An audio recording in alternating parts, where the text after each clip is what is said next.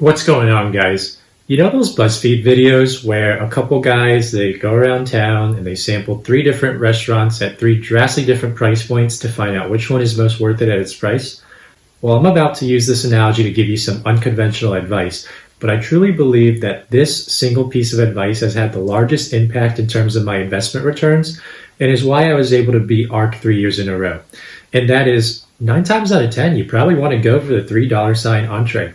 Now, don't get me wrong, I've read a bunch of great investment classics such as A Random Walk Down Wall Street and The Intelligent Investor. I'm very familiar with terms like margin of safety, and those investors are probably going to get a little bit upset with this video.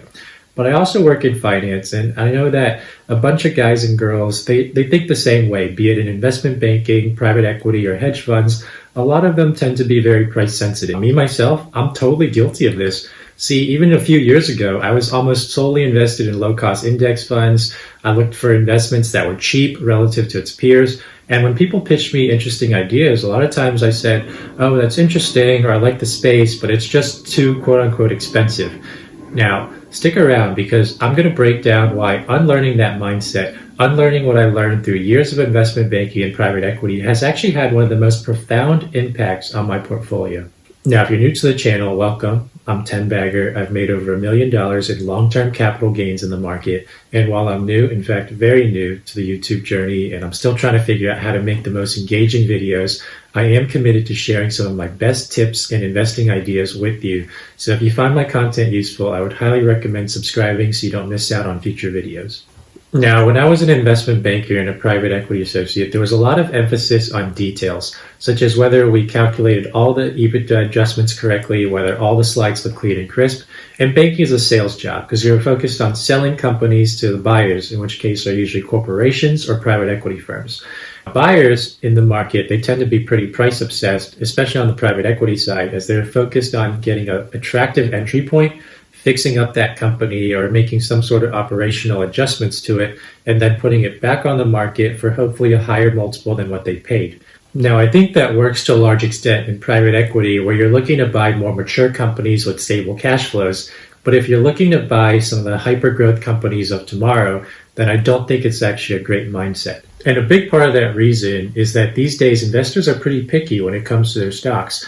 They want, for instance, revenue growth that is greater than 30%, in many cases much greater. They want great gross margins, let's say 75% or greater gross margins.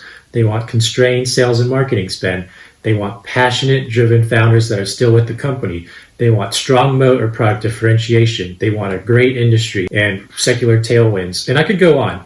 My point is, if you want the Rolls Royce of companies, you want the creme de la creme, then why the hell should they be cheap?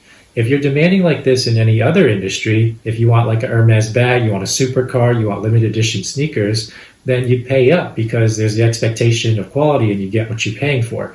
So why should stocks be any different? There's only 4,000 to 5,000 of them out there. You've got these dedicated teams of data scientists and number crunchers at these hedge funds and investment shops, and they're all looking at the same names. So to think that you or I or anybody else that we have some sort of edge in terms of price is just a really hard game to play, and I don't recommend it.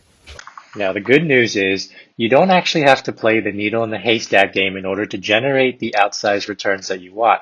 You just have to change your mindset to think that price equals quality instead of expensive. As Warren Buffett said and arguably used to act on, it is far better to buy a wonderful business at a fair price than a fair business at a wonderful price. Time is the friend of the wonderful business, the enemy of the mediocre. Now, I also really like Puru Saxena's line here, which is arguably more applicable to the 21st century, where never before in history have there been companies that can sustainably grow revenue by 60, 70, even 80% on an annualized basis. He's obviously talking about recurring revenue models such as SaaS and marketplaces with powerful network effects, but he raises an important point. For those of you who don't know, Puru has gotten somewhat of a cult following for his legendary returns and portfolio updates. 644% since inception? Yeah, no big deal. Alright, I think it's time for a pop quiz. Which company should you buy, company A or company B? Pay attention to the revenue growth and the multiples. Now, the beauty of company A is that because they're able to grow by 100% year over year, the multiple actually gets cut by half each year. So if we assume that both stocks cost $100, what started as a very expensive 150 times earnings gets cut to 75 by year one, 38 by year 2, 19 by year 3, and so on, until you're left with just a 5x multiple by year 5, assuming the stock price stays constant at 100. So your super expensive stock suddenly looks very, very cheap.